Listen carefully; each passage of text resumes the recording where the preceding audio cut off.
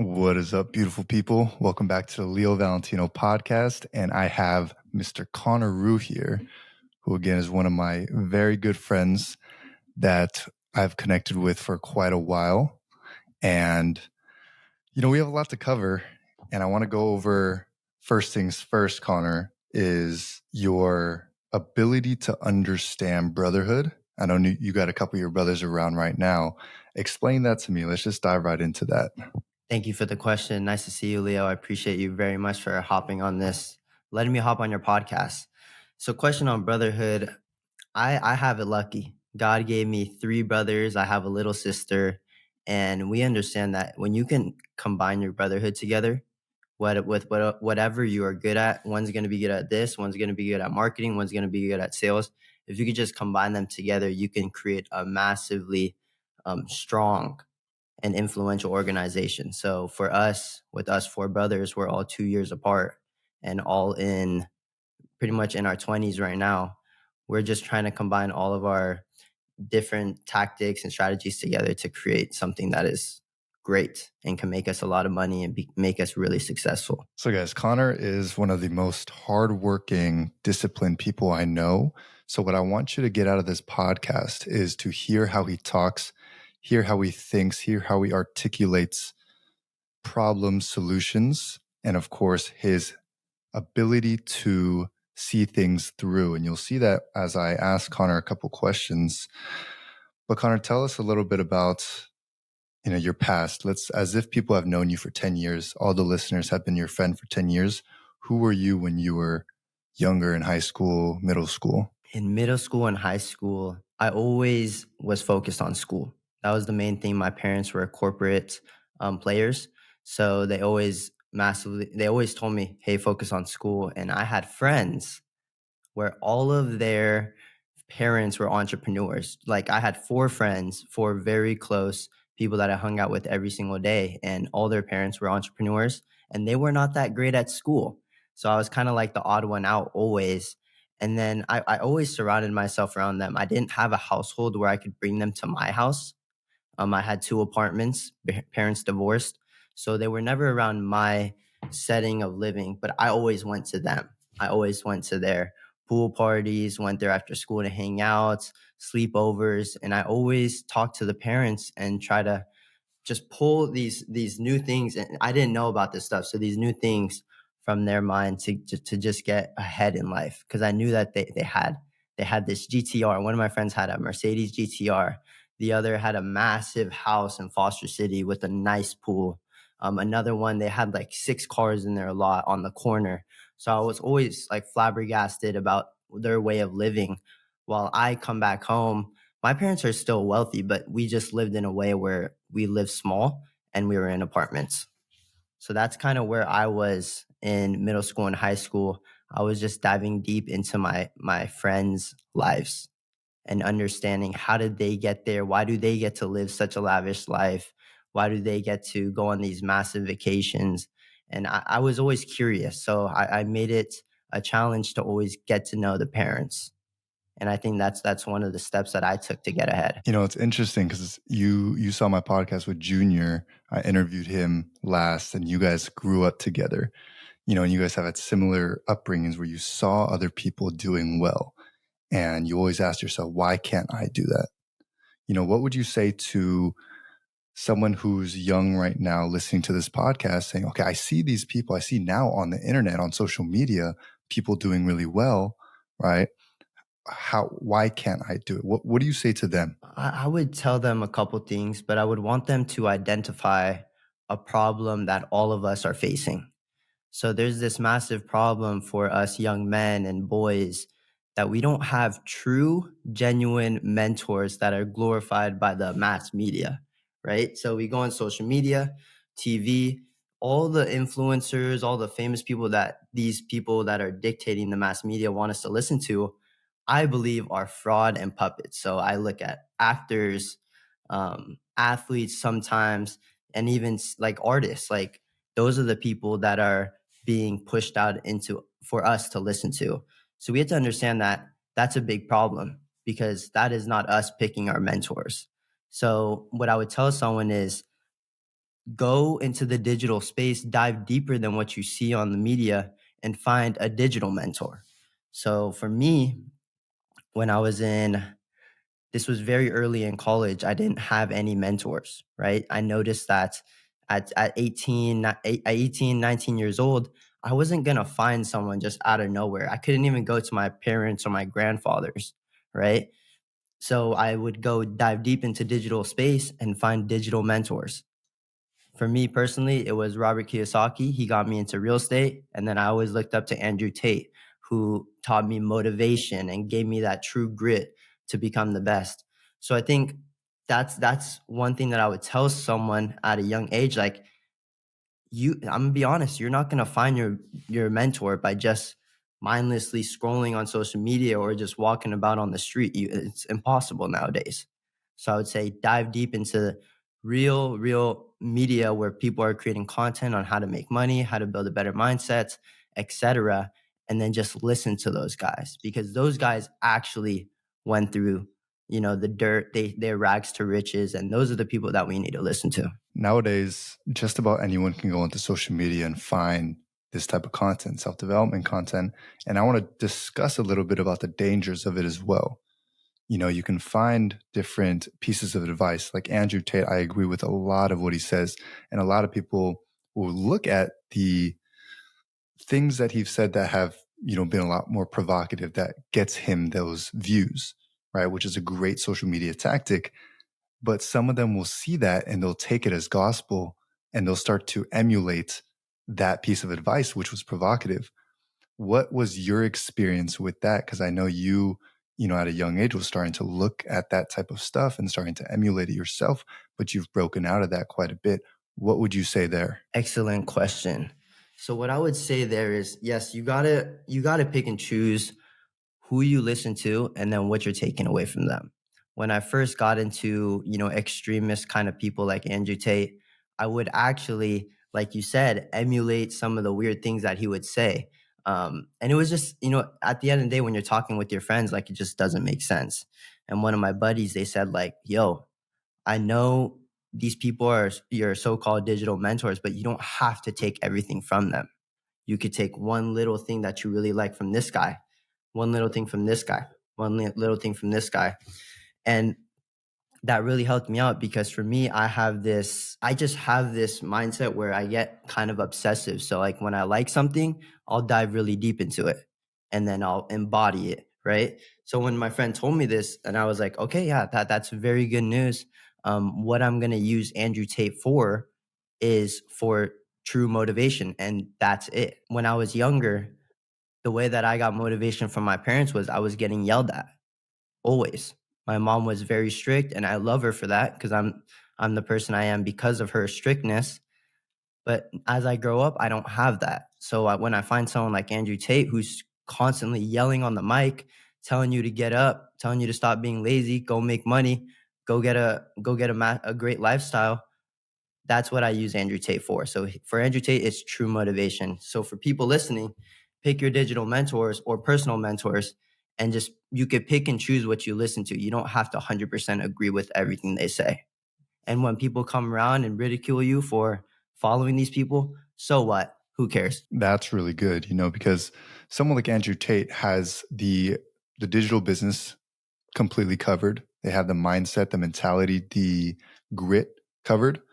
But when it comes to the actual side within relationships, he has his own way and it works for him and it works for a lot of people to think that way. But also, not everyone's going to think like that. Some people will have a different scenario of life. You are in, a quality relationship and you've been in that relationship for a while. You know what I mean? And you've chosen a different way. So you might find a different mentor for relationships. And you might find a different mentor when it comes to your spirituality, right? Andrew Tate reverted to Muslim. He's to Islam. He's a Muslim now. And you are a Christian. So you also understand this, where it's like, if you have someone that you look up to, you don't have to carbon copy their whole entire life. Just pick and choose the things that you want. But let's dive into that a little bit, because from what you have taken, I've seen that your work ethic has always been something that I've respected.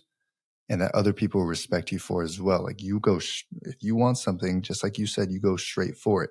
Where does that work ethic come from? It definitely came from my past, right? Everyone can say that. For me personally, I had a crazy athletic journey. I was always the smallest person in any sport I played. And I played baseball, flag football, soccer was my main sport. I played a couple things and I was always the smallest. To give you guys an idea, when I walked into high school, I was 4'10". So with that being said, like I was competing constantly with 6 foot players, 5'10" players while I'm under 5 foot. I think that's where my work ethic came from. And it's weird because I was always a game player. I actually didn't practice that much. Like I would go to the trainings, work super hard at the trainings, but I was never like on my own doing things. When I got into business, it was different. I was like, everyone's level to level now. So truly, I can outwork someone. So nowadays, I really believe that there's a sensation out there where you can outwork people, things, problems, depression, whatever you got going on in your life, you can actually outwork it with speed. With pretty much like me working super hard, I feel like I'm able to just beat all of my problems I have in life. Well, let's dive deeper into that. So what you said was, when you were playing sports, you were always the smallest, so it was not a level field. When you jumped into business, it automatically becomes more of a level field where you can outwork them, you can make more money. What went through your mind when you first started making money, when you first started doing business, and you felt that sensation of, I can compete? Like, really explain and go through that thought with me. Oh my goodness. That's an interesting thought. You sent me some flashbacks to like my first 6 months. So, as you guys can tell, as you listen to me, probably been like 10 minutes now. I have a pretty extreme mindset. I'm super, super. If I'm right, I'm super right. If I'm left, I'm super left, and that's just the way that my mind works and turns. So for me, you can work super hard, right? You can work super hard, but at the end of the day, in business, that's a given. Almost every single businessman that is of the 1% is working hard, right? And what I noticed when people were telling me kind of things like, Connor, you're doing so well. Connor, you're doing so much. You made so much money. You're doing things that no one would do. And I'm like, okay, like I would accept their compliment, but I would go back home, sit in my chair, and I'm like, I don't think it's only my work ethic, right? I don't think it's just that because it's a given. So what I really think it is I was able to let go of things that didn't matter, irrelevant activities, irrelevant relationships, irrelevant ideas, whatever was going on in my head. And therefore, what I'm saying is, you have to work enough, but at the same time, you have to sacrifice enough to get to the level you want to go. I want to throw this back towards the Holy Bible. When Jesus and Moses wanted something from God or wanted to be in the favor of God, what did they do? They fasted and sacrificed eating food. So Jesus fasted for 40 days and 40 nights to get what he wanted from God. So I actually didn't know that concept when I started business, but for some reason, my hardest challenge while starting the business in my first 6 months was eating and making food, right? At the end of the day, it's kind of a waste of time, right? Especially if you don't value food that much. So for me, I sacrificed food a lot in that time. And people can ridicule me for that and say, you weren't healthy. But for me, there was a massive return on investment there. And I was very happy. I felt alive. I felt like I was somewhere where I've never been. And I was like, I got to keep going and keep going and keep going. And then obviously you gain your success after working so hard and it looks like an overnight success. But when you reach that overnight success is when you can take a step back. And for me, it was like making food, spending time going to the grocery store, cooking up some whatever it is. So for me, it was the work ethic, but in my mind, it was always sacrificing enough to get there. Going back, yeah, knowing what you know now, would you do the same thing? Would you still sacrifice the food or the little times or those, more cheap actions to do what you wanted to do, or would you still do the same thing and still sacrifice those things, still sacrifice food, sleep? Good question. I would definitely do the same thing that I did. And these mindsets, they get dangerous, right? Because if you keep this mindset, if you keep this trend going on for a very long time, it it's not sustainable. But I truly believe in every single entrepreneurship, in every single comeback story, whatever thing you're going through, when you're coming up, you have to have a season at least once in your journey where you're doing something like this. And it doesn't have to be food, but it has to be sacrificing something massively important in your life to get to another level, to get something that you don't have. So I would go back and do it again, but it's not sustainable, guys. Remember that.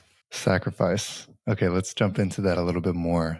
So, you now, with your discipline, I know that you still make sacrifices every single day doing what you're doing, right? You don't always go out. Actually, you don't go out at all, really. You make sacrifices when it comes to hanging out, when it comes to drinking, those type of things. And you still are going to school. You're still doing school while running this business, even though you don't need to. We'll jump into your successes in a little bit here, but tell me a little bit about what you currently sacrifice in your life to make your business where it's at, and what that's doing for you. Two things come in mind when I think of what I'm sacrificing right now. And one is school. So, guys, I'm currently still in undergraduate. I'm a third year technically. If I continue finishing school, I'll be finished by the end of this year. So, by the end of 2024. Right now, I'm sacrificing school. I'm just going to classes. And in my calendar, there's only 2 hours of schoolwork to be done through the week. So if I don't get the schoolwork done in that 2 hour block that I have on every tonight, Wednesday night, I'm probably not doing that assignment. The other thing that makes that comes to my mind is my relationship. So I'm in a blessed relationship with my girlfriend of 3 years now, and at the beginning of our relationship, I was there for her, right? Always there for her, attending, whatever it is. But now that she understands that I'm in this mode of business, of self growth, of building something for our future family, and generations after, she's understanding that like I have to sacrifice time with her. And we came on the same page, and she said, "Yeah, that's totally okay, Connor. I'm here for the journey. I'm gonna be patting your back all the way there and when we get to the end." So those are the two things that come up in my mind because I'm only 20 years old, guys. So there's not that many responsibilities that I have besides family, relationship with Jesus, school, relationship, and business. So I could do three of those, and the two of those kind of get a little cushion with sacrificing time with them. And that's kind of where I'm at. I don't know if I'll finish school, guys. I have, a 12 months is very long. 12 months is extremely long, especially with how time is moving now. So it's kind of just luck of the draw. If I pass my classes, then we'll keep going. But if I don't pass my classes, then I'll have to do another quarter, which is another 3 months. So that's kind of the pickle I'm in. And I'm only doing it for my grandma because she paid for my first year. So it's like I have to respect her in some way. Okay, there's three places I want to go real quick to get some nuggets out of you. First, it's going to be school, then it's going to be a relationship, and then it's going to be your business. But when it comes to school, would you tell people to go to college? So someone's a senior in high school and they're seeing self-development stuff on YouTube. Maybe they're watching our content. Would you tell that person to go to college? Why or why not? If I'm talking to a boy that wants to be the master provider of the household and be able to live a lavish life and go on vacations, if I'm talking to someone that wants that crazy extravagant lifestyle, yes, do business, learn self-growth, get fit. School is not for you. I wouldn't say don't go to school because guys, we can learn a lot of core qualities in school, but I would say school is not for you. If I ask someone, hey, what do you want in life? And they say the simple life. I just want a family, 2 kids. I just want a Prius. I just want, a nice house in LA, not even a nice house, just like a mediocre freaking house in LA. I say, hey, go to school. Like school might be for you. You could get a good job. Jobs are paying well nowadays. It's hard to find a job, but you got, if you're gonna go to school, you got to be ready to climb the ranks for the rest of your life. If you don't go to school and you pursue business and pursue self growth, pursue God, pursue money, focus on these things, you will be competing for maybe 10 years. And then after that 10 years, when you succeed and found everything, you'll be smooth coasting for the rest of your life. And for me, I'll continuously work probably until I'm 60 or 70. But a lot of entrepreneurs, they work 10, 12 years, find their success, and then their business runs itself and they just sit back and, drink a pina colada on the beach. And I think a lot of men, for us, that's what they want, but they just don't know how to get there. So that's the other, problem that me and Leo are trying to solve. Yeah, I wanna debate it just a little bit here, and I think you agree with me on this, but the state of the economy right now, when you guys are watching, it's a little bit shaky. Inflation has gone up tremendously. So much money was printed in the last couple of years since COVID.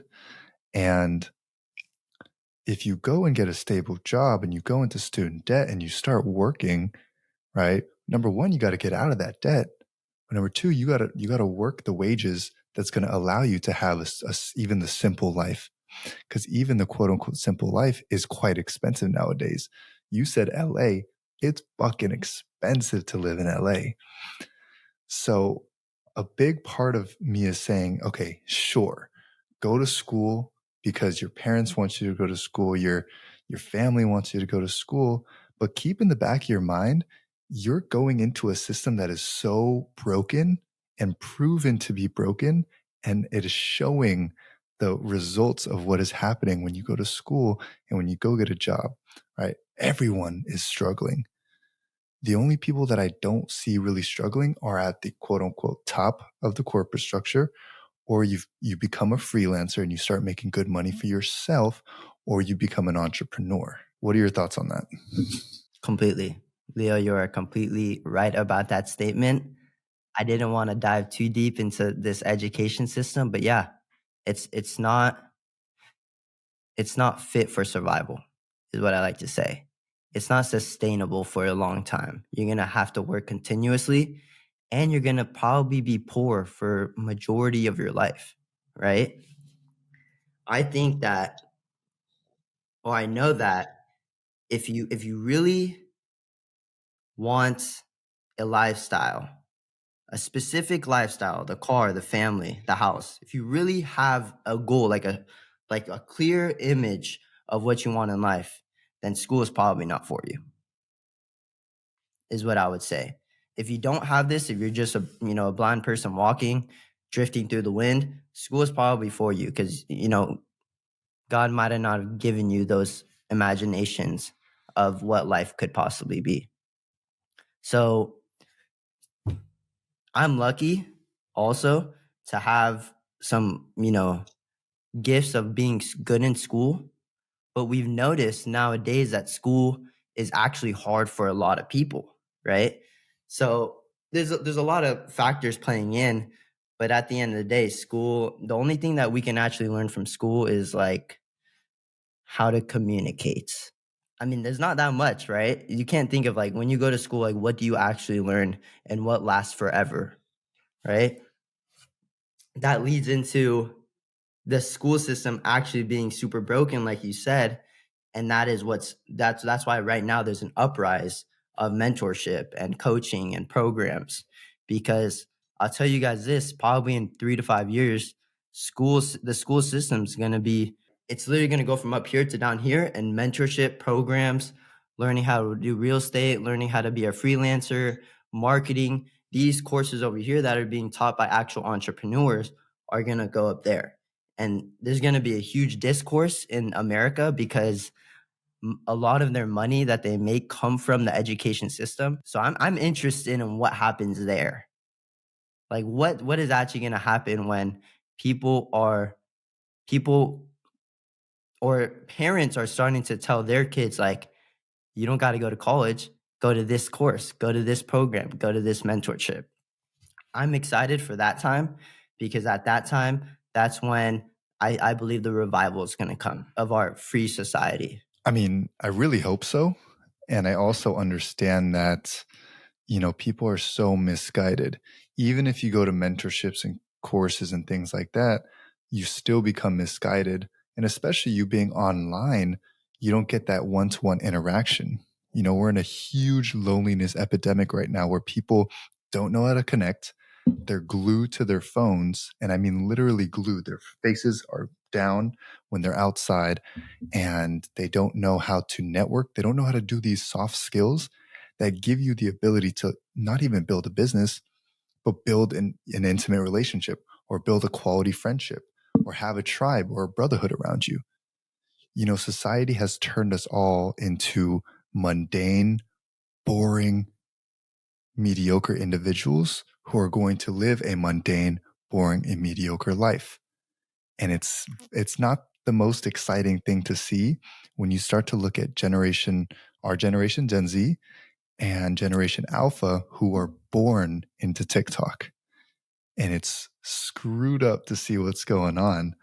But what do you think is going to be the solution for our generation to be able to make sure that we're able to rise up and become the leaders that actually show everyone, hey, the living life is a little bit more practical in the way of take care of your health, take care of your body, take care of your family, make sure your finances are good.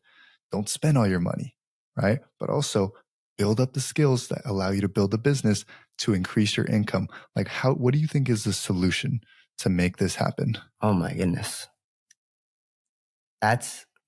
Thank you for throwing those thoughts in my head. Solution one for me would be to understand that this life that we, are in, everything that happens is created by us and our actions. So once we understand that, then we can understand who's going to be our leader of the country. Do we really need X? Do we really need Y? What do we need more of? We need more of Z and A, right? So I think the solution really, it comes back again. It's like, who are you listening to? That's what comes to my head. Like, who are we listening to? Because Leo, we're young, successful, competing with 30, 40, 50-year-olds that have been doing business for a very long time. What's the difference between us and them? And us, not us and them, but us and other 20-year-olds our age. I truly think we have the mindset, the work ethic, etc. But that all came somewhere, and it's most likely came from someone that we listen to. So the solution, what I'm getting to is probably try to disrupt the mass media, right? So what it would look like for us men, I'm speaking for us men, guys. For us men, if we like something on social media because it motivates us, because it pushes us forward, guys, we have to repost it. Like, that's what it comes down to. We have to repost it because if Leo's posting this guy, Connor's posting this guy, Ro Gallegos is posting this guy, Junior Godino is posting this guy, Alec, Reed, Rueka, Grant posting this guy, more men are going to get actually influenced by what they see because they don't see this on their regular page. And then if we see something that we don't like, promiscuity, naked people, cuss words, evil activity, demonic stuff, we have to do something. I don't know what it is. I don't know if there's like a button on social media where you can like X things out, like report it or something like that. But I think if we can report things and then also edify things, meaning posting better content for us men to listen to, I think that's like the ground level solution between all of us. I've been talking to, and Leo, you probably have this experience. I've been talking to a lot of guys recently because I have this program where I'm trying to, accumulate a bunch of young men into there. I've been having like interviews with them, and we all have the same goal, but some are on this path, some are on that path. Some are listening to this person, some are listening to this person. And it's very clear, if you go on this path and listen to this person, you will succeed, you will go up. If you go listen to this person, follow and listen to this person, and whatever the fuck I said, you are gonna fall. You're gonna go lower. So us men, we all have the same goals. So what we have to do is work together and break social media.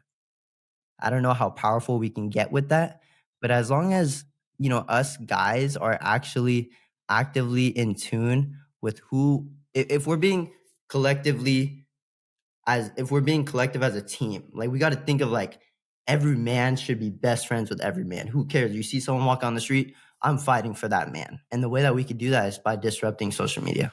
That last thought is very interesting, and we'll dive into that a little bit. But when you really think about it, we're going up against the biggest corporations, right? Not even the government at this point, the biggest corporations who have billions of dollars. And in terms of social media, they're putting billions of dollars to the algorithm to make sure we see what we want to see, but also to make sure we see what they want to see as well.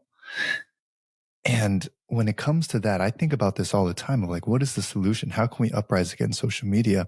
But we're fighting like Goliath monsters here, and they control the media, right? They control this whole block.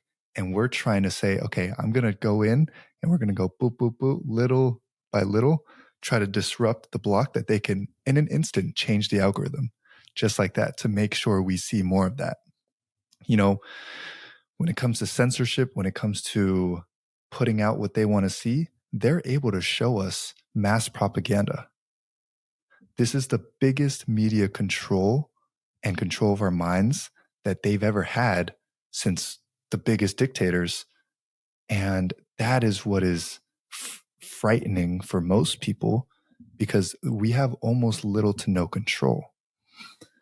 But, what we've discussed in the past with this, it may not be trying to control social media, but it might just be building up our tribe of people and showing them what it really means to be a strong man or even, a virtuous woman that allows you to start thinking this way and build your own life. And okay, maybe don't spend 8 hours on social media. Maybe spend 30 minutes so you can spend the rest of your time talking with your brothers, talking with your sisters. And what I mean by that is not necessarily blood brothers, blood sisters, because not everyone has that.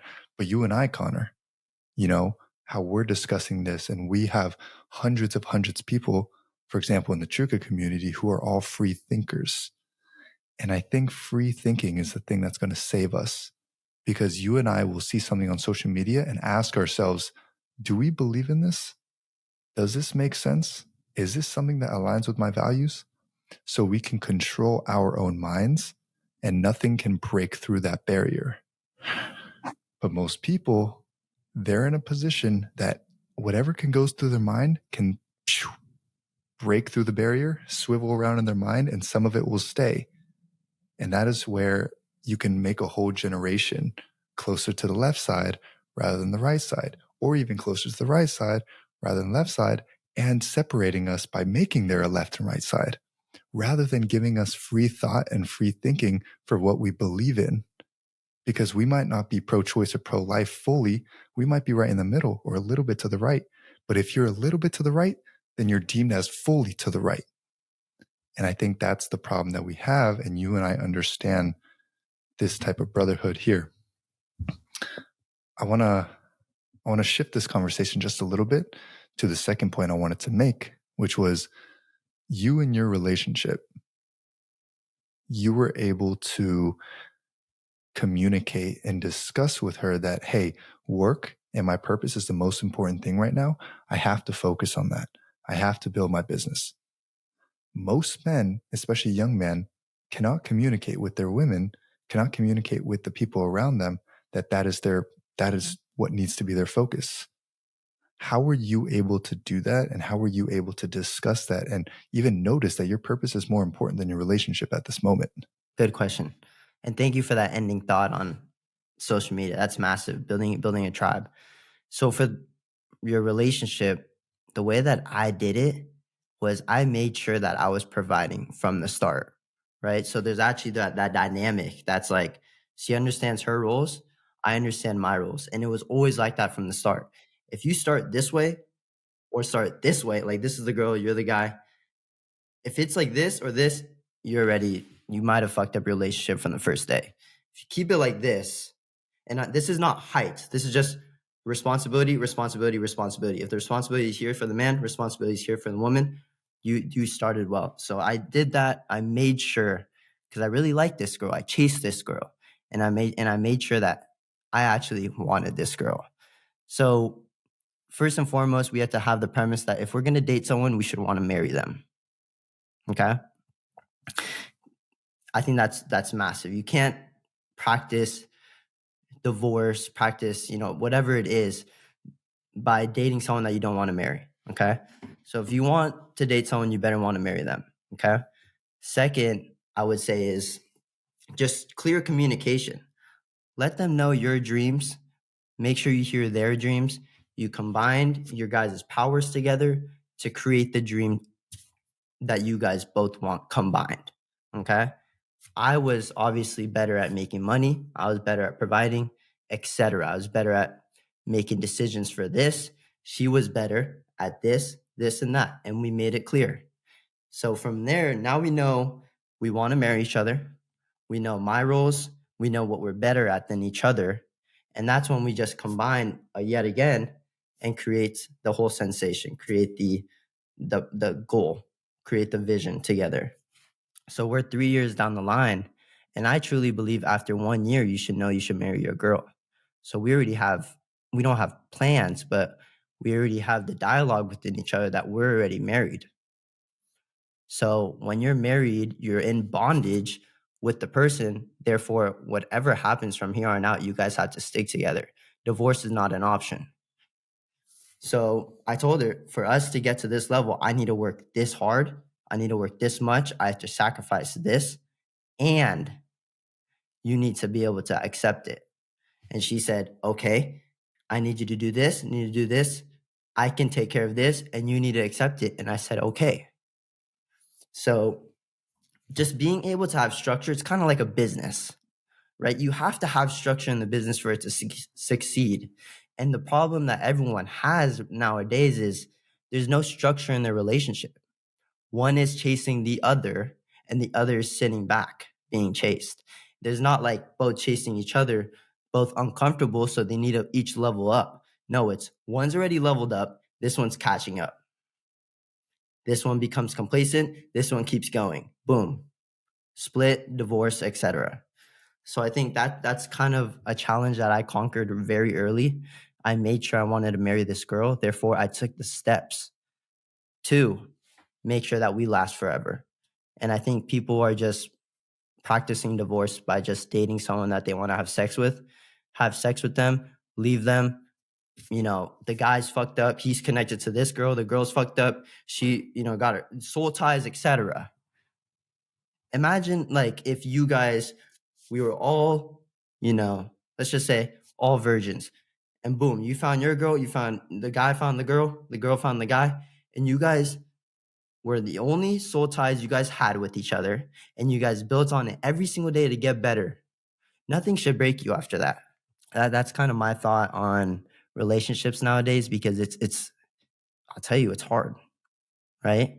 Guys always want to be better. Guys want to have the freedom to go, have a girlfriend, walk around, hang out with another girl. Guys want that freedom. Girls are, in my eyes, they're what do you call it? Hypergamous. They level up. So if you're not at the level they want or higher, they're going to level up from you. So that's kind of the culture nowadays. So you have to continuously compete with other men who want to take your girls, take your lifestyle, whatever it is. And then the girl also has to compete as well to be the best partner for the man. Man, this is good. This is a really, really good discussion, and I have a lot to unpack as well. So let's stay on this topic for at least another couple of questions and moments here. But with women being hypergamous, I think it's so important to understand that it's a natural thing. It's human nature, and we have to be okay with that. But on the other side, you have to understand the fact that you as a man, it's your job to be secure in yourself and continue to level up. Because with all the red pill information going on, you have to be able to sit back and again ask yourself, how much of this do I understand? How much of this do I agree with in my values? And take what you want to take and start practicing that. Because there's a lot of insecure men in Red Pill, and there's a lot of insecure men outside of Red Pill. It's just a mix of everything. It's just advice. It's just philosophy. It's just how other people think. But when I first heard of hypergamy, I was like, oh no, like I'm going to get left for, bigger levels and bigger levels. I got to keep competing my whole life. But when I realized that I can focus on my purpose and make my purpose my main thing, that is my one. And I'm going to keep growing that. And that is going to level me up already. But also I'm going to be so secure in myself and know that number one, I'm a good person. Number two, I can continue to build and build, and I'll attract the right people around me, the right woman around me. But number three, I'm not going to trip that my woman's constantly thinking about someone else or this, that, and the other, because that's not the way I want to live. If you go find the next person, level up, high five, good for you. We weren't meant to be. You found someone else better, and that person just aligned with you more. Sure. A lot of people are not able to think this way because of how society is structured and because of what's currently being shoved in our face. By the way, it's lagging, but the software allows it captures both of our voices and everything. But you think about social media, dating apps, porn, all of these things destroy a man's confidence, destroy a man's perception of women, and destroy our abilities to connect with people. And I want to talk about this problem a little bit because I know a lot of young men are destroyed in this cycle of watching porn, jerking off, going on dating apps, wanting to sleep with multiple women, not being able to sleep with a woman. All these different problems are going on and they're so confused. So let's discuss that a little bit. What are your thoughts? My thought on that is I think these guys that are victims of these attacks from the media, from these corporate companies, from whoever it's coming from, I think it's because they're not busy. Like they're literally sitting in their bed at 2 o'clock in the afternoon while me and Leo are making a podcast, while me and Leo are making money, while me and Leo are talking to 100 people. These guys are literally lazy sitting in bed, right? So it comes from there. And I made a video about this. The devil's workshop is an idle mind. The devil's workshop is an idle mind. And what that means is when you have nothing brewing in your head, when you have no purpose, when you have no goals, when you're not working towards something, when you're not being creative with yourself, with being a producer, not a consumer, that's when the devil is going to come into your head and literally fuck with you.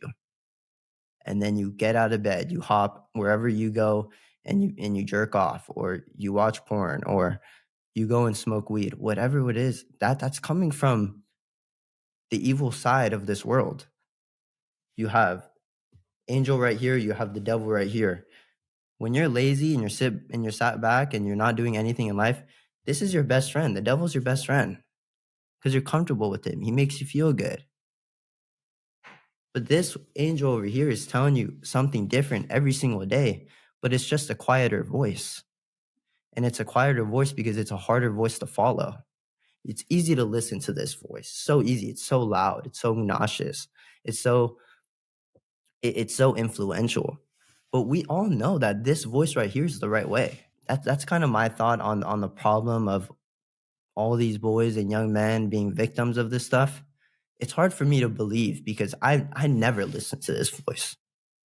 I always make sure that this voice is taken care of. This is my best friend.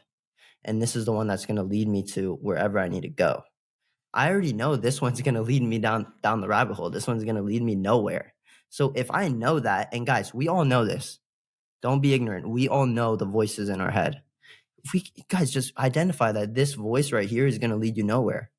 So why would you listen to it? Imagine if this voice and this voice was actually a person in our life, a best friend. So we have two best friends. One is the person that we want to be. The other one is the person that is like demonizing us and making us bad and making us, lazy.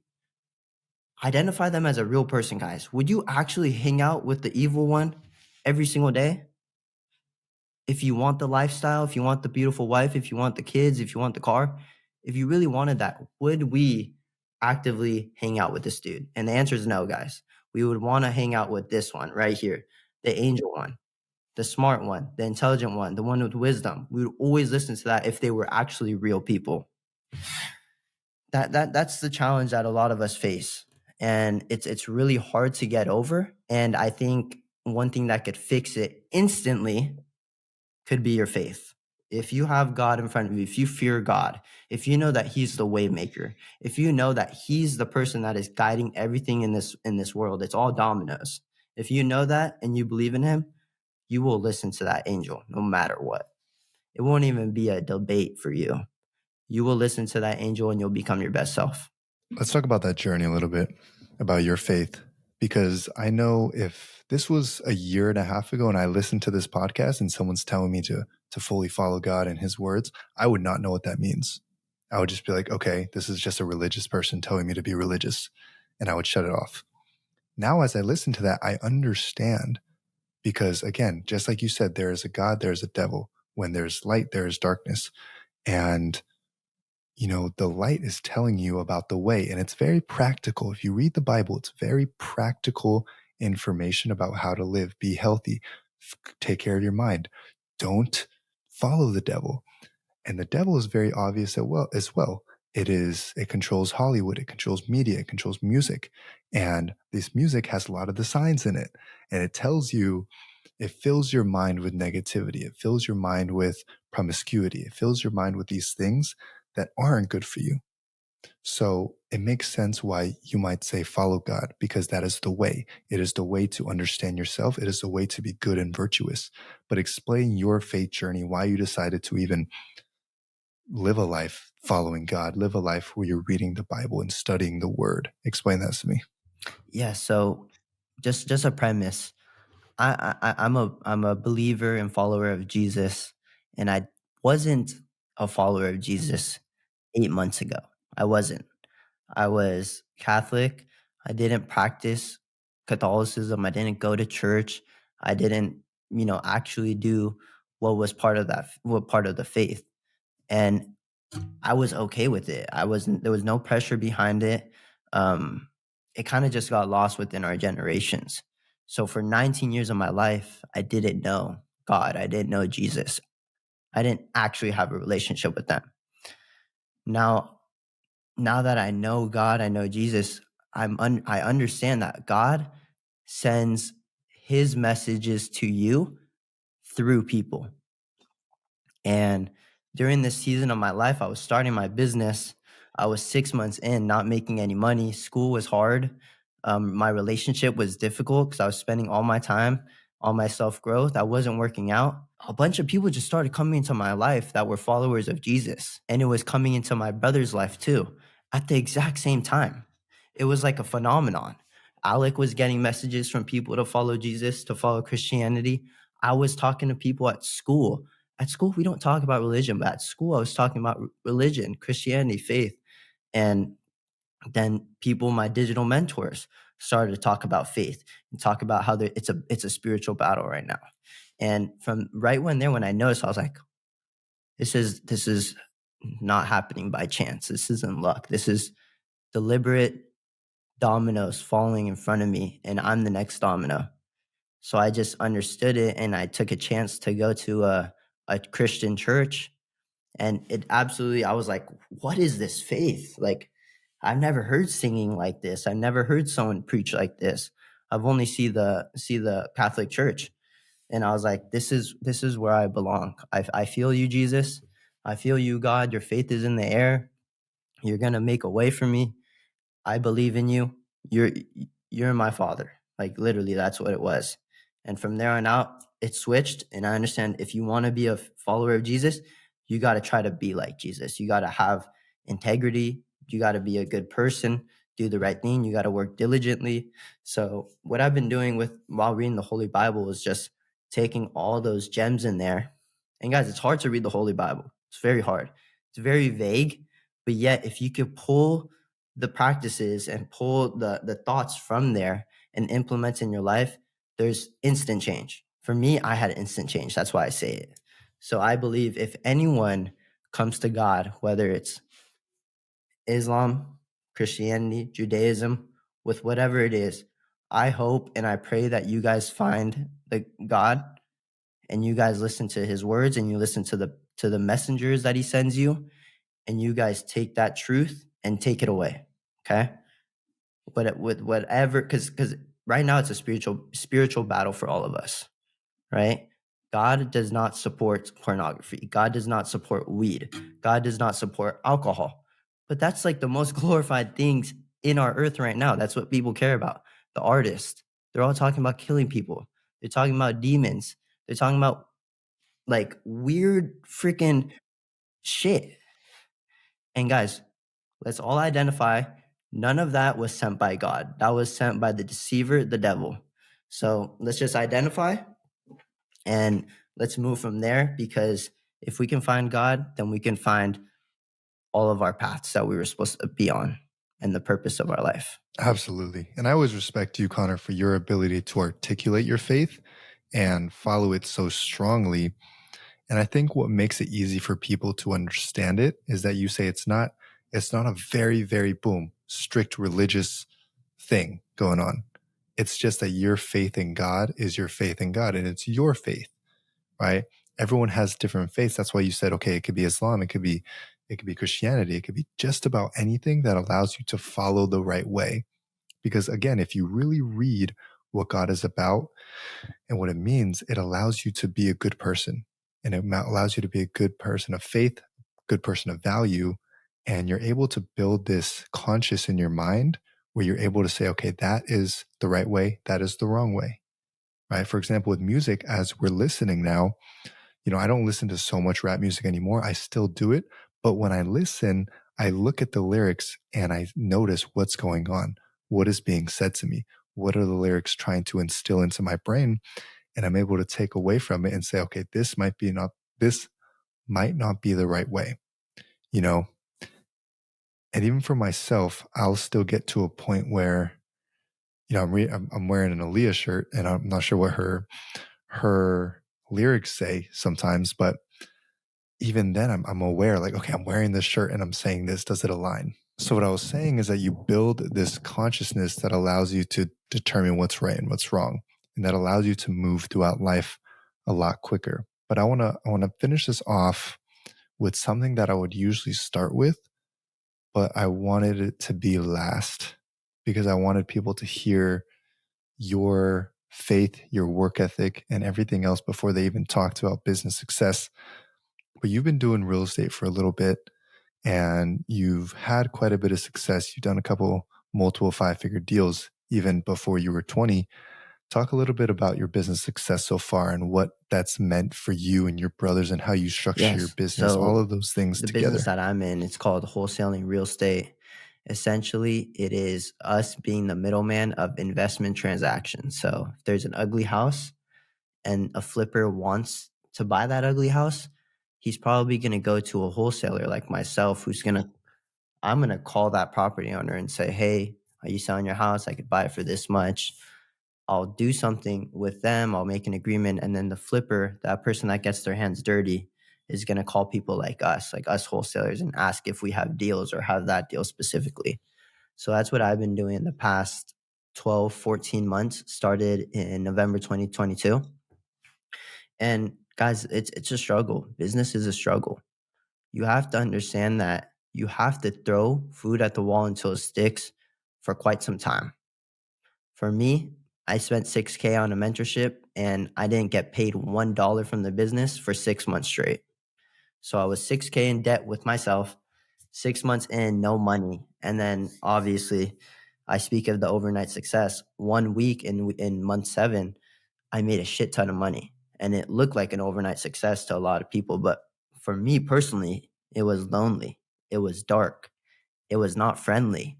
It was scary. It was something that I'd never done. And I just had to keep going. I kept throwing that food at the wall because I knew it was gonna work, right? You combine your faith with it, you combine your work ethic, you combine support from your family and your relationships, it's going to work at the end of the day.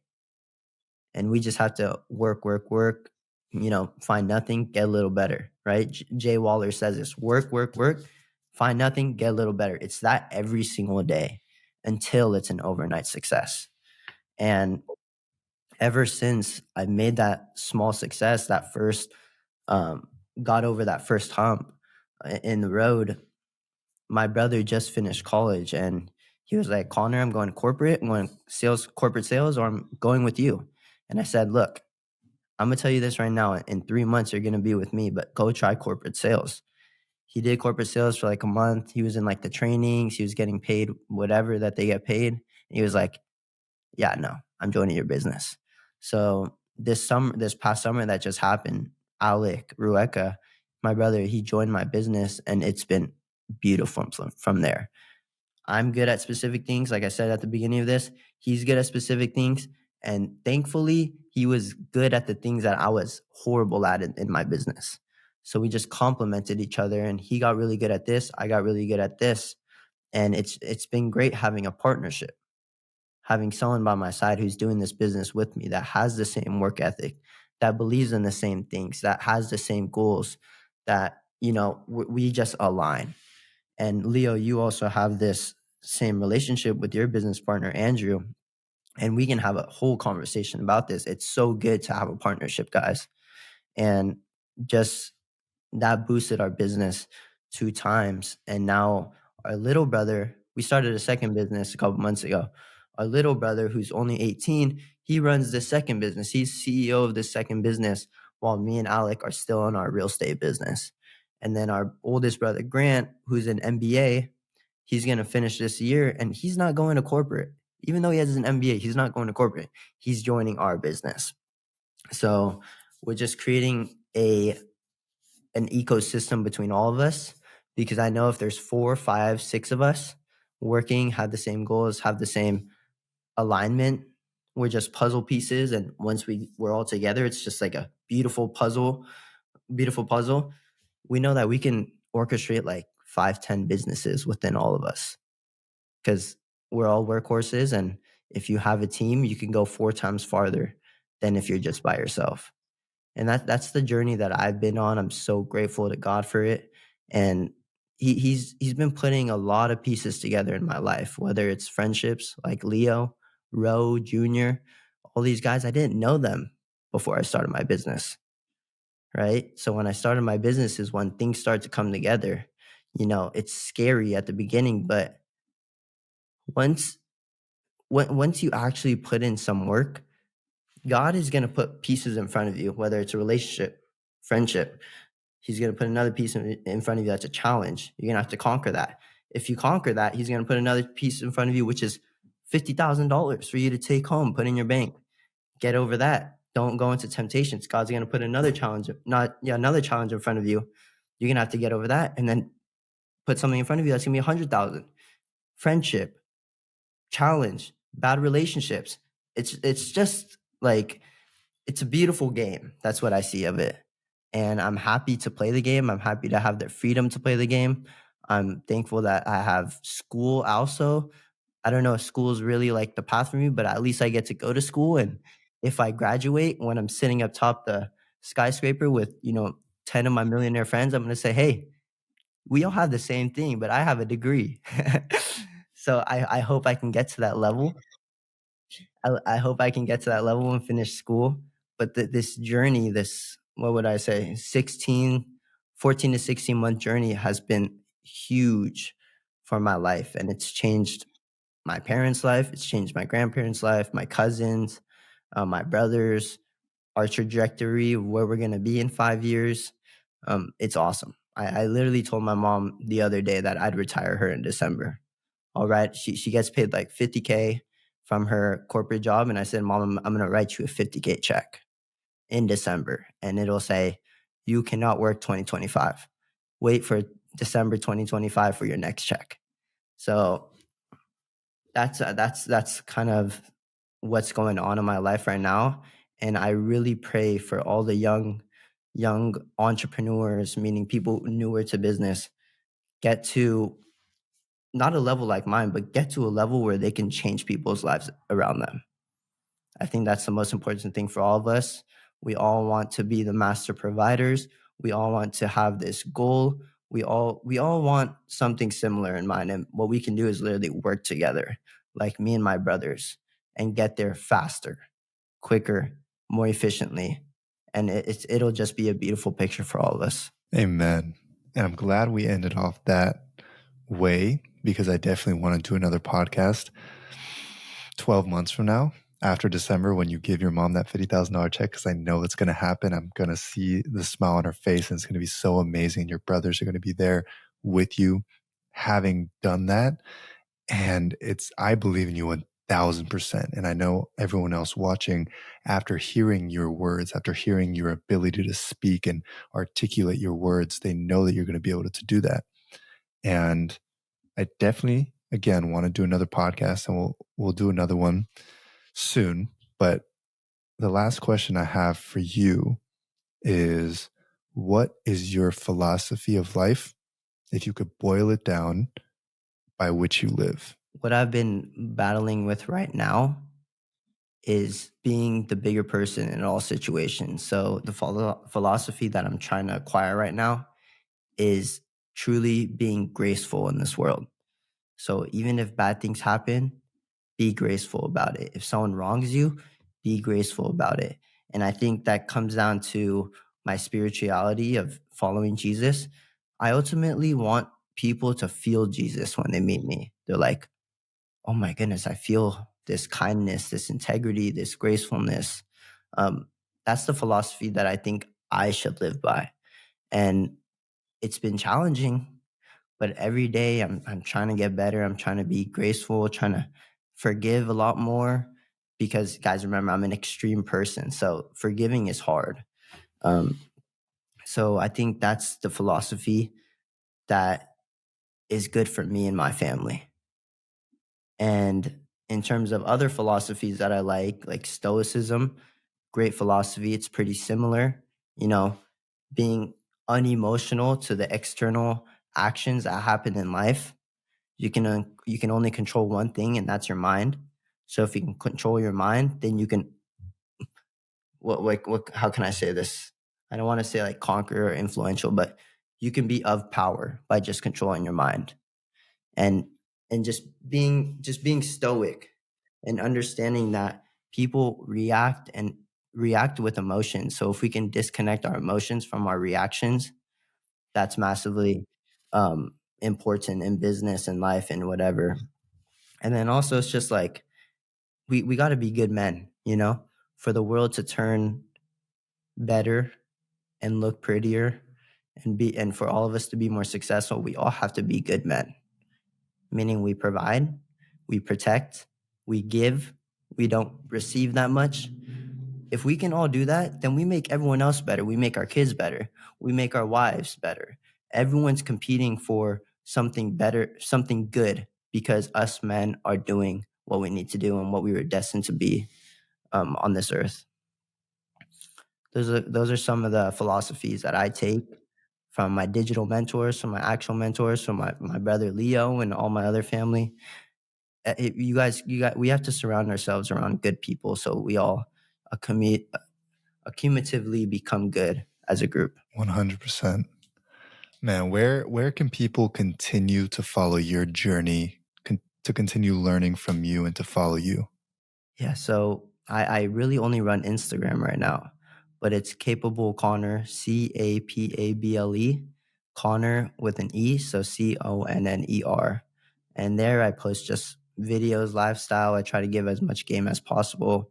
And that's where we're going to be running the mission with Leo and all of our other guys. Man, this is such a good podcast. I appreciate you, brother.